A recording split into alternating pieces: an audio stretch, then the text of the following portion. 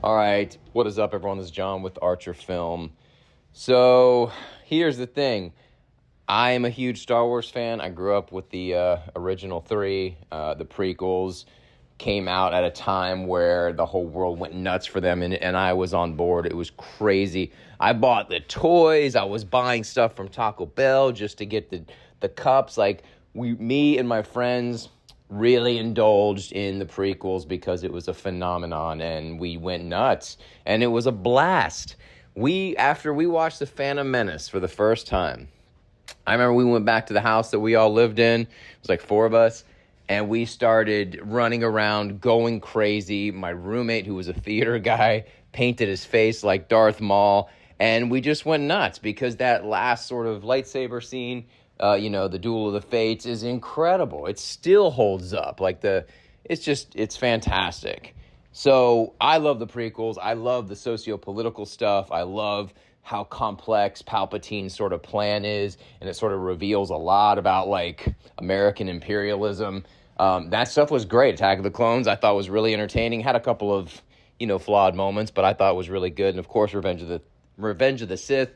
I mean, it is the greatest villain arc in basically movie history. I don't think there's a greater character arc ever. It spanned 6 movies, and by the time you get to Revenge of the Sith, you're just kind of like, it brought me to tears because it was like 30 years worth of filmmaking all came to that point. So I loved it. I thought it was amazing.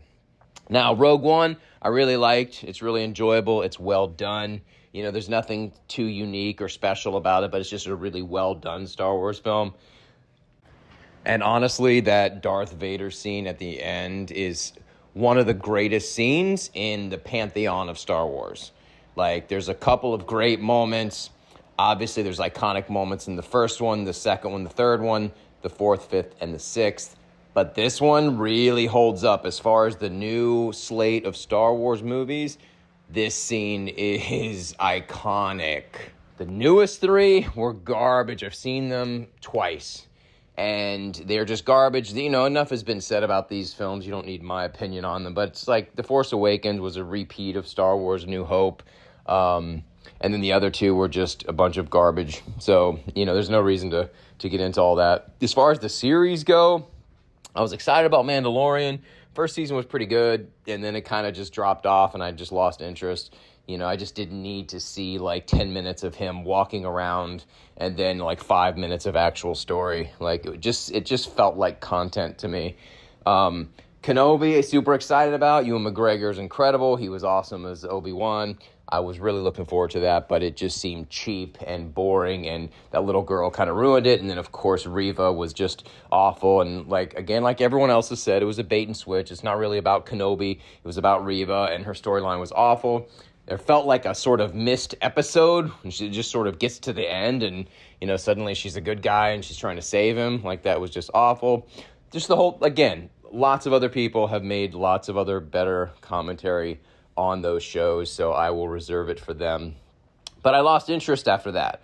I gave Osaka 1 episode at other people's urging, and I watched about 10 minutes of it and turned it off because I just did not want to deal with that. I don't have the time to waste to sit through something that has no story, and just, it does not develop fast enough. It's just not interesting, and, it felt like more content, and I just don't have time for that. That's how I felt about Andor. I started watching it, and again, after about 10 minutes and nothing really happening, I was like, all right, I don't need to watch this either. And now, same with Acolyte. So all of those have led to this. And with all the negative stuff going around, and the trailer that I've watched, and all the little clips and scenes, there's absolutely no reason for me to watch The Acolyte. Zero. If they're going to blow it up, and the creators, they take glee in sort of blowing up something that somebody made this great point on another show, on another podcast, and it was that, they act like they deserve to destroy what George Lucas has built and created, as if, for some reason, they're entitled to that. As if George birthed it and now they adopted it, instead of, understanding that he created this thing. And, it's just such a great point. What gives you the right to completely say it's not George Lucas's Star Wars anymore? It's always going to be his Star Wars. It belongs to him. It belongs to the fans who understand it. So, you can try to blow it up at your own peril. I still don't know how Kathleen Kennedy, even Dave Filoni, I don't know how they still have jobs, honestly. But anyway, I have no reason to watch it, so I'm not going to review it. I don't care. It's like I said, that sort of culmination with those shows and those movies have sort of proved to me that it's in the wrong hands. They don't know what they're doing with them. There's just not great storytellers involved. They're just narcissistic activists who are just doing what they think is fun, and it's just awful. So, why bother? And that is it. Not going to watch it. Don't need to comment on it beyond this. So, yeah. All right. I'll see you tomorrow.